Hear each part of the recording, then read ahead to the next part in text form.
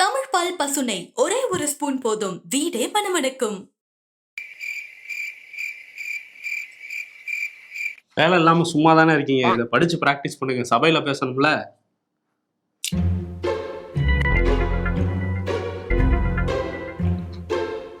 என்ன பண்ணிட்டு இருக்கீங்க? படிச்சு பிராக்டிஸ் பண்ண சொன்னா நடந்துட்டு இருக்கீங்க. நான் ஏன் படிக்கணும்? அங்க வந்து நடக்க தானே போறேன் நானு. இந்த வேற வந்து கொடுத்துக்கிட்டு இருக்கேன். அரசியல் கட்சிகள் மாநாடெல்லாம் பார்க்க போறோம். இந்த மாநாடு படத்துல ஒரு டைலாக் ஒன்று வரும். வந்தான் சுட்டா ரிப்பீட்டு, வந்தான் சுட்டா ரிப்பீட்டு, வந்தான் சுட்டா ரிப்பீட்டுன்ட்டு. சுட்டுட்டாங்களா? அந்த மாதிரி தமிழ்நாடு ஆளுநர் அவைக்குள்ள வருவாப்புல, வெளிநடப்பு பண்ணுவாப்புல, அறிக்கை கொடுக்குவாப்புல. அவைக்குள்ள வருவாப்புல, வெளிநடப்பு பண்ணுவாப்புல, அறிக்கை கொடுப்பாப்புல. இதுதான் நம்ம பார்த்துக்கிட்டு இருக்கோம். ஒவ்வொரு வருஷமும் புது வருஷம் பிறந்தவனே சட்டமன்றம் கூடுச்சு அப்படின்னா ஆளுநர் உரையோட ஆரம்பிப்பாங்க. அதுதான் காலங்காலமா இருக்கிற மரபு. ஆமா, அந்த மரபுப்படி 2 வாரத்துக்கு முன்னாடி ஆளுநருக்கு வந்து வந்துருங்க சார்ன்னு சொல்லிட்டு இதெல்லாம் தான் நீங்க படிக்கணும் அப்படின்னு வந்து கொடுத்தாங்க. அவர் வழக்கமா வந்து இதெல்லாம் நான் படிக்க மாட்டேன் அப்படின்னு சொல்லிட்டு வெளிநடப்பு பண்ணிக்கிட்டாரு. 2022 கரெக்டா படிச்சாப்புல. அப்பவே முதல்ல தமிழ்தாய் வாழ்த்து தான் பாடப்பட்டது. அதற்கு பிறகு ஆளுநர் உரை வாசிக்கப்பட்டது, தீர்மானம் நிறைவேற்றப்பட்டுச்சு. அப்புறம் தேசிய கீதம் வந்து பாடப்பட்டது, கிளம்பி வெளியே போனாரு. 2023 வந்தோம்னா கொடுக்கப்பட்ட அந்த பேப்பர்ல அவரே சென்சார் பண்ணிக்கிட்டாப்புல. இப்ப சென்சாரே ஒரு பெரிய பிரச்சனையா போய்கிட்டு இருக்கு. இருந்தாலும் நானும் சென்சார் பண்ணுவேன்னு அவரே பண்ணாரு. அது என்னென்ன வார்த்தைங்கிறது ரொம்ப முக்கியம். மகளிர் முன்னேற்றம், எதுக்கு அது, அம்பேத்கர், பெரியார், கலைஞர், மணியம்மை போன்ற வார்த்தையெல்லாம் வந்து தூக்கிட்டாரு. அப்ப அவையில இருந்த முதலமைச்சர் மு.க. ஸ்டாலின் எழுந்திருச்சு இந்த பேர் எல்லாமே அவை குறிப்பில் இடம்பெறும்னு சொன்னாரு. அப்ப கோச்சு வெளிநடப்பு பண்ணி போனாரு. இது 2023. 2024 தமிழ் வாழ்த்து பாடினவுடனே தேசிய கீதம் பாடலன்னு சொல்லிட்டு கிளம்பி போனாப்புல. 2025 அதே தான் பண்ணாரு. இப்ப 2026 அதே தான் வந்து பண்ணியிருக்காரு. நம்ம போன வருஷம் ஷோவை போட்டு பார்த்தா இது ஏற்கனவே பேசுனதே எதுக்கு திரும்பி பேசுறாங்கன்னு சில பேர் நினைச்சுக்கலாம். ஆனா அவர் அதைத்தான் பண்ணிட்டு இருக்காரு வருஷம். ஆமா, இன்னைக்கு வந்து ஒரு எந்திரிச்சு போனோடனே முதலமைச்சர் மு.க. ஸ்டாலின் வந்து பேசினாரு, அப்பா வந்து பேசியிருக்காரு. அதுக்கு முன்னாடி கவர்னர் என்ன சொல்றாரு அப்படிங்கிறத பாக்கணும்ல. அவர் என்ன சொல்றாரு அப்படின்னா, நான் உரையாற்ற ஆரம்பிக்கும் பொழுது என்னோட மைக் வந்து ஆஃப் செய்யப்பட்டது. சட்டமன்றத்துல தொடர்ந்து ஆளுநரோட மைக்கு வந்து ஆஃப் செய்யப்படுது, பேச அனுமதி மறுக்கப்படுது அப்படிங்கிறாரு. அவரே வெளியே போயிட்டு மறுக்கப்படுது அப்படிங்கிறாரு. அதே மாதிரி அந்த உரையில ஆதாரமற்ற பல கூற்றுகள் வந்து இருக்கு, பல தவறான தகவல்கள் வந்து இடம்பெற்றிருக்கு. மக்களை பாதிக்கிற முக்கியமான விஷயங்கள் எதுவுமே அந்த இதுல இல்ல. இருக்காது. எப்படி இருக்கும்? அவங்க தானே ரெடி பண்றாங்க திமுக அரசு. 12 லட்சம் கோடி முதலீடுகள் ஈர்த்ததா வந்து உண்மைக்கு மாறான தகவல் வந்து இடம் பிடிச்சிருக்கு. பெண்கள் பாதுகாப்பு தொடர்பான விவகாரம் முற்றிலும் புறக்கணிக்கப்பட்டிருக்கு.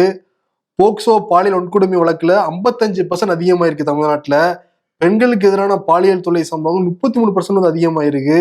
எதுவுமே கவனிக்கப்படல அப்படிங்கிறார். அந்த குறிப்புல இல்லையா, இவர் பேச வேண்டிய இதுல இல்லையா? அது இதெல்லாம் எப்படி இருக்கும்? எந்த அரசுமே அதை பண்ண மாட்டாங்க. ஆளுநர் உரைக்கு எழுதி கொடுக்க மாட்டாங்க. அதே மாதிரி ஒரே ஆண்டுல போதைப் பொருள் பழக்கத்தால 2000 பேர் தற்கொலை வந்து பண்ணிக்கிட்டாங்க. அது நம்மளோட எதிர்காலத்தையே கடுமையா பாதிச்சிருக்கு. அதை பத்தி இல்ல அப்படிங்கிறாங்க. தலித் மக்களுக்கு எதிரான வன்முறை சம்பவம் நடந்திருக்கு, அதை பத்தி இல்ல அப்படின்ட்டு இருக்காரு. அந்த மாதிரி ஒரு 13-14 பாயிண்ட் அடிக்கிருக்காரு. அடிக்கிட்டு கடைசியில நேஷனல் ஆந்தம் பாட அனுமதிக்கல, அதனால வெளிநடப்பு பண்றேன் அப்படின்ட்டு வந்து இங்கிலீஷ்ல போட்டிருக்காப்புல ஃபுல்லா. தேசிய கீதத்தை இன்சல்ட் பண்ணிட்டாங்க அப்படின்னு அவர் சொல்றாரு. ஆனா 2022 என்ன மரபோ அதுதான் கடைபிடிச்சாங்க. அப்ப அமைதியா தான் உட்கார்ந்துருந்தாரு. அப்ப அவருக்கு தேசிய கீதம் முக்கியமா படலையா? அந்த கேள்வி நமக்கே வருது இல்ல இப்ப. ஏன்னா இது காலங்காலமா இருக்கதான். முதல்ல தமிழ் தாய் வாழ்த்து, கடைசியில தேசிய கீதம்ங்கிறது 2022 அக்செப்ட் பண்ணிக்கிட்டவரு. 2023 அக்செப்ட் பண்ணிக்கிட்டாப்புல. அது முதல்ல தமிழ் தாள் தான் பாடப்பட்டுச்சு, அப்புறம் தான் ஒரு உரையை வாசிக்கிறாப்புல. இப்ப 2024 தான் அது பெரிய பிரச்சனை ஆக்கிட்டாரு அவரு. ஓகே, இதுக்கு வந்து சபாநாயகர் அப்பா வந்து என்ன சொல்றாரு அப்படின்னா, ஆளுநருக்கு உண்டான வேலையை மட்டும் பார்க்கணும். அதான் அவர்கிட்டையும் நான் வந்து சொன்னேன், அவரோட மைக் எல்லாம் ஆஃப் செய்யப்படல. சபாநாயகர் பேசுறப்ப எல்லாரும் மைக்கும் ஆஃப் செய்யக்கூடாதான் மரபு. அதைப்படி இந்த மைக் ஆஃப் பண்ணிட்டாக்கப்படாதான் தெரியுது. அந்த மரபாதான் நாங்க வந்து பின்பற்றி இருக்கோம். ஆனா மைக்கெல்லாம் நாங்க ஆஃப் பண்ணலங்கிறாரு. நீங்க அரசியல் பண்ணணும் அப்படின்னா ஆளுநர் பதவியில் இருக்கக்கூடாது, அங்கிருந்து கிளம்பி போய் அரசியல் கட்சியில ஜாயின் பண்ணிட்டு நீங்க அரசியல் பண்ணுங்க. ஆளுநர் அரசியல் பண்ணக்கூடாது, அரசு கிட்ட வந்து அதிகாரம் பண்ணக்கூடாது, அந்த மாதிரி சொல்லியிருக்காங்க. திமுகவுமே இந்த மாதிரிலாம் எழுதி கொடுத்தோம்னா இவர் எப்படி படிப்பாரு, எப்படி வாக் அவுட் பண்ணுவார், நமக்கு ஒரு மைலேஜ்ங்கிற மாதிரி தான் அவங்களும் வந்து எழுதியிருந்தாங்க அதுல. சரிப்பா, இப்ப நாடாளுமன்றம் நடக்குது, நாடாளுமன்றத்துல ஜனாதிபதி உரையை வாசிக்கிறாங்க, அதை யாரும் எழுதுறது? மத்திய அரசு எழுதி கொடுக்குறாங்க. ஆனா ஜனாதிபதியும் மணிப்பூர் விவகாரத்தை வந்து எழுதி கொடுத்தாங்களா? அவங்க மணிப்பூர்ல 2 பெண்கள் நிறுவனமா எடுத்துட்டு போனாங்க, அதை வந்து எழுதி கொடுத்தாங்களா? இல்லை. அதிமுகவா இருக்கட்டும், திமுகவா இருக்கட்டும், இல்ல பக்கத்து மாநிலமா இருக்கட்டும், எல்லாமே அந்த அரசை பத்தி பெருமை எழுதி தருவாங்க, ஆளுநர் படிச்சுட்டு போவாங்க. ஆமா, ஆனா இவர் படிக்க மாட்டாரு. இவர் தான் அந்த லிஸ்ட்லயே வர மாட்டேங்கிறாரு. இவர் ஒரு தனி ரூட் எடுத்து தான் போய்கிட்டு இருக்காரு. அதனால வந்து என்ன பண்ணியிருக்காங்கன்னா, அதுல என்ன இருக்கோ அதை வந்து இப்ப சபாநாயகரே வந்து அங்க படிச்சுட்டாரு. அதுல என்ன சொல்லியிருக்காங்கன்னா, முதலமைச்சரோட அயராத உழைப்பு, அவர் வந்து அவ்வளவு பாடுபட்டு உழைச்சு போன கடந்த நிதியாண்டுல 11% பொருளாதார வளர்ச்சியை கொண்டு வந்திருக்காரு. இது 14 ஆண்டுகள்ல இல்லாத அளவுக்கு தமிழ்நாடோட ஒரு சாதனை அப்படிங்கிற சொல்லியிருக்காங்க. இன்னொரு முக்கியமான பாயிண்ட், இதை கண்டிப்பா அவர் வாயிலன்னு சொல்லியிருக்கவே மாட்டாரு, பேசியிருந்தா கூட சென்சார் பண்ணியிருப்பாரு. மத்திய அரசு வந்து எந்த திட்டமா இருந்தாலும் அனுமதி மறுக்கிறாங்க, நிதியும் வந்து நிராகரிக்கிறாங்க. தொடர்ச்சியா நிராகரிக்கிறதுனாலயே இங்க பெரிய பிரச்சனை இருக்குங்கிறத இதுல குறிப்பிட்டிருக்காங்க. அதே மாதிரி முதல்வர் வந்து தமிழுக்காகவும் தமிழ மக்களோட கனவை வந்து எப்படியாவது நிறைவேற்றணுங்கிறதுக்காக அவர் வந்து சிறப்பா பணியாற்றுறாரு, அதை நான் பாராட்டுகிறேன் அப்படின்னு ஆளுநர் சொல்லணும் தான் அதுல இருந்தது. பட் அதை வந்து அப்பாவே வந்து சபாநாயகரே வந்து படிச்சுட்டாரு. நல்ல வேலை ஆளுநர் நினைச்சிருப்பாப்ல, நல்ல வேலை முதல்ல தமிழ் தாய் வாழ்த்து போறாங்க, கடைசியில தேசிய கீதம் போடுறாங்க, இதை வாய்ப்பா பயன்படுத்திக்கலாம், டக்கு டக்குன்னு அடுத்தடுத்து பாடிட்டாங்கன்னா நமக்கு இப்ப எப்படி இதெல்லாம் படிக்கிறது? எப்படியும் படிச்சிருந்தாலும் பாதியை விட்டுருப்பாருன்னு வச்சுக்கோங்க. ஆனா வந்து படிக்காம போறத ஒரு ஃபேஷன் மாதிரி அவர் பண்ணிட்டு இருக்காரு. அந்த மரபை மீறினது அவரு சொல்றாரு, மரபை மீறிட்டாங்க, தேசிய கீதம் தான் பாடணும்னு. ஆனா இவ்வளவு காலம் இருந்த மரபு தமிழ்நாட்டுல ஆளுநர் அவங்க உரையை வாசிச்சுக்கிட்டு இருந்தாங்க. பட் அதையே அவர் மீறிட்டு தான் வாக் அவுட் பண்றாரு. இதுல வந்து அமைச்சர் ரகுபதியுமே வந்து அவர் சொன்னதெல்லாம், இப்போ இந்த பாயிண்ட்ஸ் எல்லாம் மக்கள் மாளிகையில இருந்து வந்திருக்குல்ல, இது நடக்குது அது நடக்குது, அதெல்லாம் வந்து உண்மைக்கு புறம்பானது, ஆளுநர் தரப்புல இருந்து வந்து அறிக்கையே பொய்யானதுங்கிற மாதிரி அவங்க வந்து பேச ஆரம்பிச்சிருக்காங்க. அதான் அரசியல் கட்சி ஆரம்பிச்சுட்டு வர சொல்றாங்க. பொதுவா பார்க்கும்போது அப்படி வந்து நீங்க எங்களோட கட்சியா சண்டை போடுங்க, இல்ல ஒரு உறுப்பினர் ஆயிட்டு அவையில வந்து இதெல்லாம் பேசுங்க, ஏன் ஆளுநரா இருந்து இதெல்லாம் பேசணுங்கிறது திமுகவோட கேள்வி. என்னன்னா, ஜனாதிபதி துணை ஜனாதிபதி கூட எலெக்ஷன்ல நின்று ஜெயிச்சுதான் வராங்க. இது ஒரு நியமன பதவி. ஆங்கிலேயர் காலத்தோட அவங்களோட பதவி எல்லாம் முடிஞ்சு போச்சு. இப்ப வந்து பார்த்து பேர் மாத்தணும்னு ஏதாவது மாறுவாருன்னு நினைச்சேன், லோக் பவன் அப்படின்ட்டு அதேதான் பண்றாரு. எதிர்கட்சிகள் என்ன பண்ணாங்கன்னு பார்க்கலாம். எதிர்கட்சி ஆளுநர் வரமாட்டாப்புல, அவர் ஆளுநர் தான், மாநில ஆளுநர். எதிர்கட்சியாளர் எடப்பாடி பழனிசாமி, ஆளுநர் பேசாம போனது கரெக்டு தானே, இவங்க தப்பான தகவல் வந்து கொடுத்துட்டே இருக்காங்க, எப்படி வந்து ஆளுநர் படிப்பாப்புல, அவர் சொல்றதுதான் கரெக்ட் தான் அப்படிங்கிற மாதிரி சப்போர்ட் வந்து பண்ணிருக்காரு. இவங்க ஆட்சியில இருந்த போது கரெக்டா கொடுத்தாங்களாமா? அவங்க அவலம்லாம் நடந்தது அதெல்லாம் எழுதி கொடுத்தாங்களா? அதெல்லாம் எப்படி எழுதிருவாங்க? ஆக்சுவலி ஆளுநருக்கும் முதல்வருக்குமான சண்டை இருக்குல்ல, அதிகமா நடந்ததே ஜெயலலிதா காலகட்டத்துலதான். சென்னா ரெட்டிக்கும் ஜெயலலிதா நடந்த சண்டையெல்லாம் உச்சத்துல போச்சு. அதை நீங்க அம்மாட்ட கேட்டுங்க, நான் எடப்பாடியார், நான் என் காலத்துல நடந்ததான் நான் பேச முடியும், நான் இணக்கமா தான் இருந்தேன் பாரு. ஏன்னா இவங்களதான் ஆளுநர் தானே சேர்த்தே வச்சாரு, அதனால இவங்களுக்கு எதுவும் பிரச்சனை இல்லை. ஆனா அப்ப கூட வந்து ஜெயலலிதா கவர்மெண்ட் எழுதி கொடுத்தது ஆளுநர் படிச்சாங்க, பட் இப்ப படிக்க மாட்டேங்கிறாங்க. அதான் ஆளுநருக்கு சப்போர்ட் பண்ணி வந்து வெளியில பேசினார். வர்றப்ப வந்து தமிழ்நாடு சட்ட ஒழுங்கு சரியில்லை அப்படின்னு சொல்லிட்டு ஆர்வி உதயகுமார் கோஷம் போட, கோரஸ் பாய்ஸ் எல்லாரும் வந்து சேர்ந்துக்கிட்டு சட்ட ஒழுங்கு சரியில்லைன்ட்டு எல்லாரும் வெளியே வந்தாங்க. ஓகே. அதே மாதிரி வானதி சீனிவாசனும் வெளியே வந்து பேட்டிலாம் கொடுத்தாங்க. அந்த தேசிய கீதம் இசைக்கிறதுல இவங்களுக்கு என்ன பிரச்சனை, ஏன் பிடிவாதம் பிடிக்குது அரசு அப்படிலாம் கேட்டிருக்காரு. இன்னொன்னு, வேணும்னே தான் இப்படிலாம் பண்றாங்க, அவங்க வந்து ஆளுநர் வந்து வெளிநடப்பு பண்ணிடுவாருன்னு தெரிஞ்சு அதை வச்சு அரசியல் பண்ணலாங்கிறதுக்காக தான் இப்படி பண்ணிட்டு இருக்காங்க. முன்னாடி வந்து இந்த வீடியோலாம் கட் பண்ணி விடுவாங்க, ஆடியோ வீடியோ எல்லாத்தையும் கட் பண்ணி கருத்து சுதந்திரத்தை இவங்க எதிராக இருக்கிறாங்க திமுக அப்படிங்கிற மாதிரி சொல்றாங்க. அதெல்லாம் கரெக்டா தான் பண்ணுவாங்க. டிஎம்கே கட் பண்ணி விட்டுருவாங்க. ஏதாவது டிஎம்கே பேசுறது மட்டும் தான் தெரியும், எதிர்கட்சி தலைவரும் நம்ம பார்த்ததே இல்லை தமிழ்நாடு சட்டமன்றத்துல. கேமரா அந்த பக்கம் வைக்கலாங்கிற மாதிரி தான் இருக்கும். ஓகே. 23ஆம் தேதி மதுராந்தகத்தில் நடக்க போற அந்த கூட்டத்துக்கு என்டிஏ கூட்டணி கட்சிகள் ஆர்வமா இருக்காங்களாம். ஒவ்வொருத்தரும் பிரதமர் மோடி முன்னாடி ஸ்கோர் பண்ணணும்னு சொல்லிட்டு ஆலோசி எழுதிட்டு இருக்காங்களாம். ஹிந்திலையா? அவருக்கு புரியாது ஸ்கோர் பண்ணணும்னா. தமிழ்ல சொன்னாலும் ஜி புரிஞ்சு போறான், பரமாத்மா டிரான்ஸ்லேட் பண்ணுவார்னு நினைக்கிறேன். ஓகே சரி, அவரு என்ன வேணா பண்ணிட்டு போட்டோம். இவங்க தொடர்ச்சியா அமித்ஷா சொல்றது கூட்டணி ஆட்சி, என்டிஏ கூட்டணி ஆட்சின்னு சொல்லிட்டு இருக்காரு. அதுக்கு தம்பிதுரை, நான் டெல்லியில தான் இருக்கேன், நான் பதில் சொல்றேங்கிற மாதிரி அவர் வந்து என்ன சொல்றாருன்னா, அவரும் தொடர்ச்சியா ஒரே விஷயத்த சொல்லிட்டு இருக்காரு. தமிழ்நாட்டு மக்கள் இந்த கூட்டணி ஆட்சிங்கிறதே ஒத்துக்க மாட்டாங்க, இவ்வளவு காலம் அது இருந்தது இல்லை, 2026லயும் இருக்காது, ஸோ மக்களே விரும்பாத போது அப்படிலாம் நடக்காது அப்படிங்கிற மாதிரி அவர் சொல்றாரு. தம்பிதுரையோட வாய்ஸா இல்ல எடப்பாடி பழனிசாமி சொல்ல முடியாம தம்பிதுரை கிட்ட சொல்ல வைக்கிறாரா? நேஷன் வாண்ட்ஸ் டு நோ, விவாதிப்போம். ஆமா, இன்னொன்னு என்னன்னா பொங்கலுக்கு ஜனநாயகம் படம் ரிலீஸ் ஆகல, ஆனா சில படங்கள் ரிலீஸ் ஆச்சு. எப்பயும் பொங்கல் படம் பொங்கல்ல படம் வர்றப்ப எந்த படம் அதிகமா கலெக்ஷன் முடிச்செல்லாம் போட்டுக்கிட்டு இருப்பாங்க அந்த படத்தோடைய ரசிகர்கள். ஆனா எப்பயுமே டாப்பா வர்றது என்னமோ டாஸ்மாக் தான். 4 நாள் லீவ்ல சுமார் 850 கோடி வசூல் பண்ணிருக்கான். நல்லா பொங்க வச்சிருப்பாங்க போல, பொங்கலா வச்சிருக்காங்க. அதுதான் பாட்டில ஓபன் பண்ணி பொங்க வச்சிருக்காங்க. 850 கோடி வந்து கலெக்ட் ஆயிருக்காங்க 4 நாள்ல மட்டும் 850 கோடி. இதுல என்னன்னா எவ்வளவு குடும்பங்கள் வந்து பாதிக்கப்படுங்கிறத நம்ம வந்து பார்க்கணும். குறிப்பா கிராமப்புறங்கள்ல தொடர்ந்து அதிகமா வந்து டாஸ்மாக் அடிமையாகி குடும்பங்கள் வந்து செதறுது, அவங்க வந்து இறந்து போறாங்க. இதெல்லாம் தமிழ்நாடு அரசு கண்டுக்கிறதே கிடையாது. தொடர்ந்து 5 வருஷமா எவ்வளவு போராட்டம் நடத்தி பார்த்துட்டாங்க. நம்மளும் பேசுறோம், மீடியாக்கள் அழுத்தம் வந்து கொடுக்குறோம். ஆமா, டாஸ்மாகை தாண்டி இந்த கஞ்சா போதை கொக்கைன்னு நிறைய விஷயங்கள் வந்து உள்ள கிடைக்குது. இதுல வந்து இப்ப வேலூர்ல சில மாணவர்கள் வந்து கைதாயிருக்காங்க. ஒரு பெரிய கல்லூரி அதுலயே வந்து இந்த மாதிரி உள்ள எல்லா ரூம்லயும் இது இருக்கதா சொல்றாங்க. சோ இப்படி கஞ்சா அடிச்சுட்டு போய் காலேஜ்லயே கஞ்சா வித்திருக்காங்க. இதெல்லாம் நடந்திருக்கு. இன்னொரு பக்கம் இங்க வேளச்சேரியில கஞ்சா போதையில ஒருவர் வந்து தாக்கப்பட்டிருக்காரு. ஸோ சுற்றிலும் நடந்துட்டு இருக்கு. பட் நாங்க சிறப்பான ஆட்சி நடத்திட்டு இருக்கோம், திராவிட மாடல்னு முதல்வர் அவர் ஒரு தனி ரூட்ல பேசிட்டு இருக்காரு.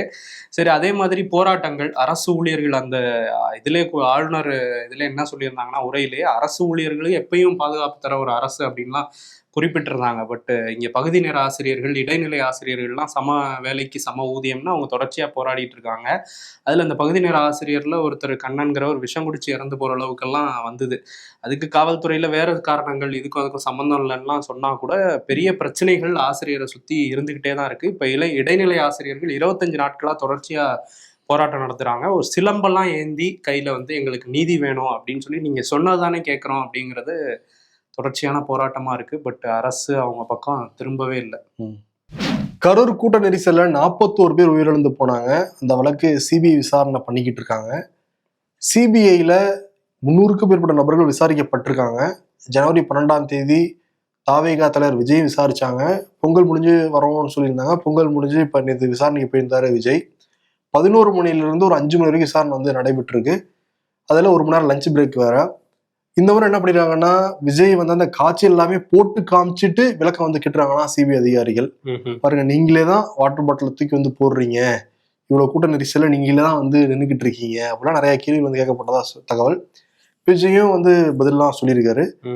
வெளில இந்த நிர்மல்குமார் வந்து என்ன சொல்றாரு அப்படின்னா, டிவிகே பத்தி குறிப்பா விஜயை பத்தி தொடர்ந்து டிஎம்கே ஐடிவிங் பல தவறான தகவல்களை தொடர்ந்து பரப்பிக்கிட்டு இருக்காங்க. அது உண்மைக்கு மாறான தகவல்கள் தொடர்ந்து பரப்பப்பட்டுக்கிட்டே இருக்கு. அரெஸ்ட் பண்ணிடுவாங்க, அமலாக்கத்துறை வந்து ஏதோ வெளிநாட்டுல இருந்து ஃபண்ட் வந்துச்சு அது அரெஸ்ட் பண்ணிடுவாங்கலாம் தகவல் போடுறாங்க, அது எல்லாமே பொய்ங்கிறதையும் விளக்கமா சொல்லியிருக்காரு அவரு.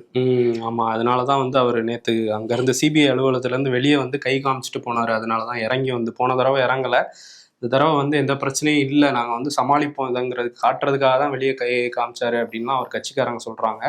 சீக்கிரம் குற்றப்பத்திரிகை வந்துருவோம்லாம் சொல்றாங்க. வந்துச்சுன்னா யார் மேல தப்புங்கிறது ஒரு அளவுக்கு தெரிய வரும். ஆமா, இன்னொரு பக்கம் வந்து அந்த ஜனநாயகன் பட வழக்கு அது வந்து பொங்கலுக்கு வரும், பொங்கலுக்கு முன்னாடி வரும்னு பிளான் பண்ணியிருந்தாங்க. இப்போ வரையும் வரல. இனிமே எப்போ வருங்கிற தெரியாத அளவுக்கு தான் அந்த வழக்கு வந்து நடைபெற்றுட்டு இருக்கு. ஏன்னா இன்னைக்கு விசாரணைக்கு வந்துச்சு. வருமாங்கிறது தெரியல. ஏன்னா வந்து இன்னைக்கு அவங்க வந்து தணிக்கை குழு வந்து என்ன சொல்லியிருக்காங்கன்னா கோர்ட்ல, மறு ஆய்வுக்கு நாங்கள் வந்து தரோன்னே சொல்லலை, சர்டிஃபிகேட் யூஏ சர்டிஃபிகேட் தருவோன்னே நாங்கள் சொல்லலை, அதுக்குள்ள ஒரு புகார் வந்துருச்சு, அந்த புகாருக்காக மறு ஆய்வுக்கு அனுப்பணும்னு நாங்கள் சொல்லிட்டோம். ஸோ அப்படின்லாம் சொல்லியிருந்தாங்க. படத்தரப்பு என்ன சொல்கிறாங்கன்னா, எங்களுக்கு வந்து இதனால பல நஷ்டங்கள் ஏற்பட்டிருக்கு, இன்னொன்று எங்களுக்கு சரியான தகவல்களே வரல, டிசம்பர் 29க்கு அப்புறம் எந்த ஒரு அதிகாரப்பூர்வமான தகவலே வரல, இந்த மாதிரி மறு ஆய்வுக்கு அனுப்ப போகிறோம் அப்படின்னு சொன்னாங்களே தவிர அது இந்த காரணத்துக்காக இவர் தான் புகார் கொடுத்தாருன்னு எந்த தகவலுமே எங்களுக்கு பரிமாறப்படலைன்னு அவங்க வாதங்களை வச்சுருக்காங்க.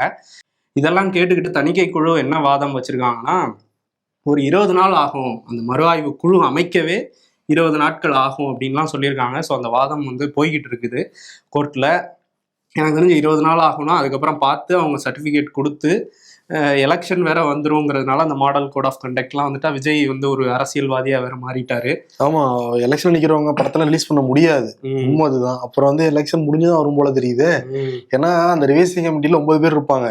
9 பேர் அமைக்கிறதுக்கு எவ்வளவு நேரம் ஆக போகுது அவங்களுக்கு? இப்படி போடலாம். அதுக்கே அந்த குழு ஒரு நாளைக்கு ஒரு நபரை தேர்ந்தெடுத்தாலே 9 நாள்லாம் ஆகும்.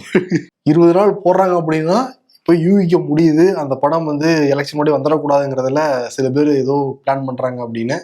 சரி பார்க்கலாம். ஆனா எலெக்ஷனுக்கு முன்னாடி எங்களோட தேர்தல் அறிக்கை வந்துரும்னு.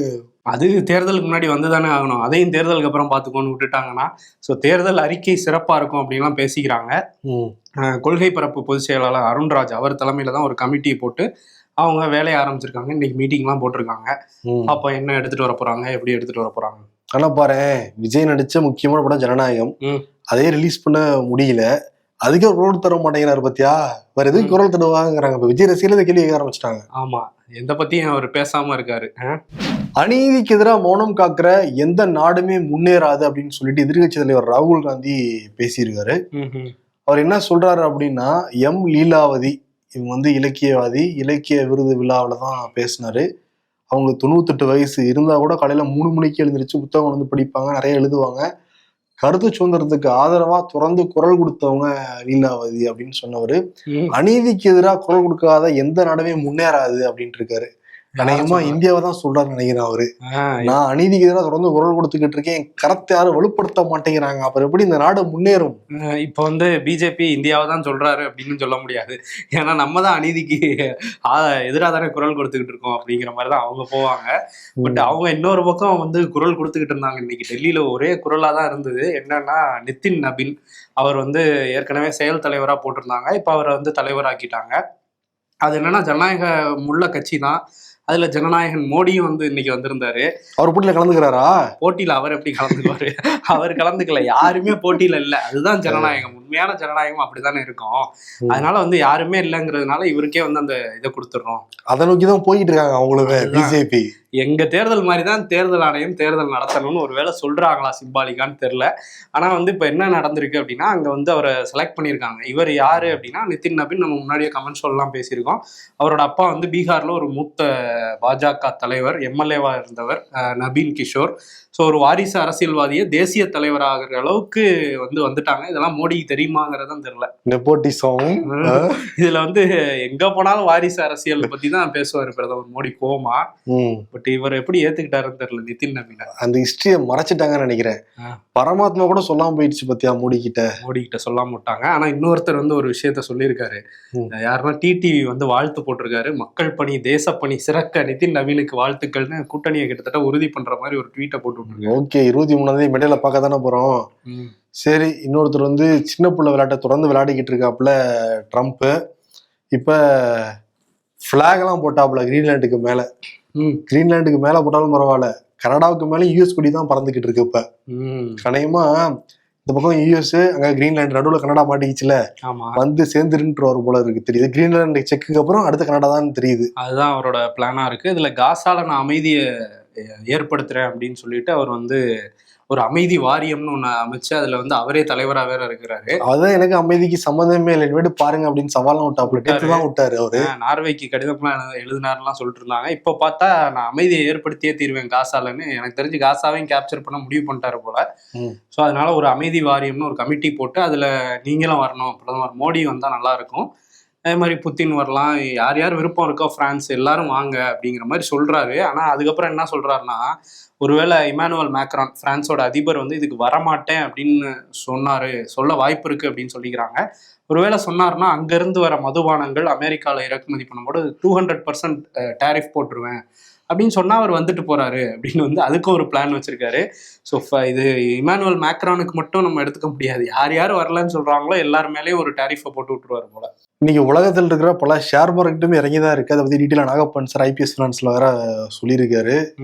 பியர் மார்க்கெட்டை நோக்கி போறோமாங்கிறதா முக்கியமான டாபிக்கா இன்னைக்கு சொன்னாரு சாரு. இவர் பண்ற அட்ராசிட்டி எல்லாம் பாக்குறப்ப நமக்கு இருக்குடி அடுத்த 3 வருஷம். ஏன்னா அவர் பதவி ஏற்று நாளோட 1 வருஷம் முடியுது. இன்னும் 3 வருஷம் இருக்கு. 1 வருஷத்துல இந்த பாடுபடுத்துறாரே, இன்னும் 3 வருஷமா? கேரள மாநிலம் கோழிக்கோட்டையை சேர்ந்தவர் தீபக்ங்கிற நபர், 42 வயசு அவருக்கு. இவர் வந்து துணிக்கடையில் வேலை பார்த்துட்டு இருந்திருக்காரு. 15ஆம் தேதி கண்ணூர் போயிட்டு திருப்பி கோழிக்கோட்டுக்கு வரப்ப ஒரு பேருந்துல வந்துட்டு இருந்திருக்காரு. அப்ப சம்ஜிதா முஸ்தபா அப்படிங்கிற ஒரு லேடி வந்து வீடியோ எடுத்திருக்காங்க. அவர் பஸ்ல அவர் பாட்டு தான் பயணிக்கிற மாதிரி தெரியுது. ஆனா என்கிட்ட மிஸ்பிஹேவ் பண்றாரு அவரு அப்படிங்கிற மாதிரி, நீங்களே பாருங்க ஆதாரத்தை நான் காட்டுறேன் அப்படிங்கிற மாதிரி அவங்க ஒரு செல்ஃபி வீடியோவை எடுத்துட்டே இருக்காங்க. அவருக்கு தெரியாம, அவங்களுக்கு மட்டும் அங்க இருக்கிற யாருக்குமே வந்து தெரியவே இல்லை. அவர் தற்செயலா பஸ்ஸில் கூட நெரிசல்ல என்ன நடக்கும் உங்களுக்கு, சில பேர் பர்பஸா பண்றாங்க, அக்யூஸ்ட் நிச்சயம் தண்டனை கொடுத்துதான் ஆகணும். ஆனா அதை எடுத்துட்டு பாருங்க இவர் வந்து என்கிட்ட மிஸ்பிஹேவ் பண்ணது அப்படின்னு சொல்லிட்டு வீடியோ எடுத்து இன்ஸ்டாகிராம்ல போட்டு அந்த இன்ஸ்டாகிராம் வீடியோ வந்து பயங்கர வைரல் ஆகி அவர் மன உளைச்சலுக்கு உள்ளாகி தற்கொலை வந்து பண்ணி இறந்து போயிட்டாரு. இப்போ தீபக்குடைய குடும்பத்தினர் வந்து இந்த பொண்ணு ஃபால்ஸ் அலிகேஷன் வச்சதுனாலதான் என்னோட பையனோட உயிர் போயிருச்சு, நிச்சயம் நீதி வேணும் அப்படின்னு சொல்லிட்டு மனித உரிமை ஆணையத்தை வந்து நாடிருக்காங்க. மனித உரிமை ஆணையமும் டிஐஜி தலைமையில விசாரணை குழு வந்து போடணும் உத்தரவு போட்டதாகவும் தகவல். இப்போ இந்த சம்ஜிதா முஸ்தபா மேல தற்கொலைக்கு தூண்டினாங்கன்னு சொல்லிட்டு நிறைய வழக்கு வந்து போடப்பட்டிருக்கு. இப்ப அப்ஸ்காண்ட் ஆயிட்டாங்களாம். பல உண்மையான ஃபெமினிஸ்ட் இருக்காங்க, ஆனா இப்ப நம்ம நாட்டுல பல போலி ஃபெமினிஸ்ட் தான் வந்து இருக்காங்க. எதையாவது பண்ணி வைரல் ஆகலாமா, ஏதாவது கான்ட்ரவர்சியில் வந்து சிக்கலாமா, ஒரு உயிர் வந்து போயிருச்சு. ஆமா, இதுல கண்டிப்பா விசாரிச்சு யார் பக்கம் தப்பு இருக்கு என்னங்கிறத ஒரு ஆதாரத்தோட வந்து தண்டனையும் வாங்கி கொடுக்கணும். ஏன்னா ஒரு உயிர் போயிருக்கு. அதே நேரத்துல தற்கொலை அப்படிங்கிறது எதுக்குமே தீர்வாகாது. அதை நம்ம திரும்ப திரும்ப சொல்லிக்கிட்டே தான் இருக்கணும் இந்த விஷயத்துல. இன்னொரு பக்கம் வந்து கேரளால 2019 சபரிமலை அந்த ஐயப்பன் கோயில்ல சில ரெனோவேஷன் ஒர்க் எல்லாம் பண்ணி அந்த கதவுகள் இதுலலாம் வந்து தங்க கவசம்லாம், முலாம் பூசின கவசங்கள்லாம் வந்து போட்டிருந்தாங்க. இது இடையில மாயமாயிருச்சு, இதை திருடிட்டாங்க அப்படிங்கிற ஒரு பெரிய பஞ்சாயத்து போயிட்டு இருக்கு. இது வந்து இப்ப இடியும் அதுல உள்ள வந்திருக்காங்க, அவங்களும் வந்து விசாரிச்சுட்டு இருக்காங்க. இப்ப இது தொடர்பான இதை வந்து பல அமைப்புகளும் நடத்திட்டு இருக்காங்க. இப்ப சபரிமலை ஐயப்பன் கோயில்ல இந்த காணாமல் போனது தொடர்பா இடி சென்னை அம்பத்தூர்லயும் ஒரு 2 இடத்துல ரைட்லாம் நடத்தியிருக்காங்க. அதே மாதிரி கேரளாலையும் ரைடெல்லாம் நடந்திருக்கு இன்னைக்கு. ஸோ இதை ஒட்டி ஒரு உண்மை வெளியே வரணும் அப்படிங்கிறதான் தொடர்ச்சியா அங்க உள்ள பக்தர்களும் சொல்லிட்டு இருக்காங்க.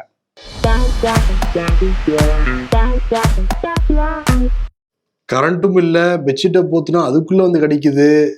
அவங்கிட்ட சொல்லி நிறுத்துங்களேன்டான்னு கொசுவை சொல்றாங்க. இதுக்கு இல்லையா சார் ஒரு எட்டு? ஹலோ மச்சான், வெளிநாட்டு வாழ்க்கை எப்படிடா போகுது? ஃபாரின் டியூட் சொல்றாராம், அந்த கதை முடிந்த கதை, எந்த மனம் மறந்த கதை.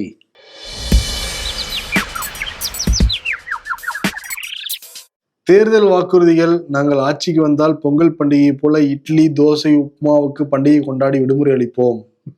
S, I like dosa festival. வீட்டில் இருக்கும்போது ஆபீஸ் இதை பேசாம இருடா. அம்மா, நான் வேலை பார்க்கறதே ஒர்க் ஃப்ரம் ஹோம் தான்மா. அரசியல்ல இதெல்லாம் சாதாரணமாப்பா. தமிழ்நாடு ஆளுநர், இவருக்கு இதுதான் வேலை. என்ன வேலை? வருவாரு போவாரு. தேஜாவு மாதிரியே இருக்குல்ல. அதுதான், இது எப்பயோ நடந்த மாதிரியே இருக்குங்கிறது தான். தேஜா வந்து இந்த சம்பவம் வாழ்க்கையில் நடந்த மாதிரியே இருக்கே அப்படிங்கிற மாதிரி பல குழப்பங்கள் இருக்கு. கனவுல நடந்துச்சா இல்ல இது ஏற்கனவே இந்த சம்பவம் நடந்திருக்கா அப்படிங்கிற மாதிரி இருக்கும்ல. பட் இதை பாக்குறப்ப நமக்கு 3 வருஷமா தொடர்ந்து பார்த்துட்டு இருக்கோம். ஹாட்ரிக் போட்டிருக்காப்ல தமிழ்நாடு ஆளுநர் ஆர்.என். ரவி. இதுலயாவது ஹாட்ரிக் அடிச்சாருங்கிற மாதிரி அவரே ஹாப்பியா இருக்காரு. என்னன்னா அவரோட பதவி காலமே முடிஞ்சு போச்சு, உண்மைதான். ஆனால் இந்த எக்ஸ்டென்ஷன்ல இருந்து என்ன இது பண்ற பத்தியா, இதே இது தேர்தல்னு வச்சுக்கோவேன், அந்த பதவி காலம் முடியறப்ப அவ்வளவுதான். ராஜ்யசபா எம்பினா 6 வருஷம் தான்.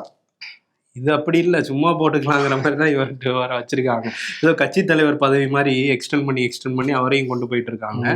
அவரும் வந்து கட்சிக்காரர் மாதிரி நடந்துக்கிறாருன்னு திமுகல சொல்றாங்க. பட் அவர் கட்சிக்காரரா இல்ல, அவர் வந்து தேஜாவு. அதை கொடுத்துட்டு விடைபெறலாம். நன்றி. தமிழ் பால் பசுனை ஒரே ஒரு ஸ்பூன் போதும், வீடே மணமணக்கும்.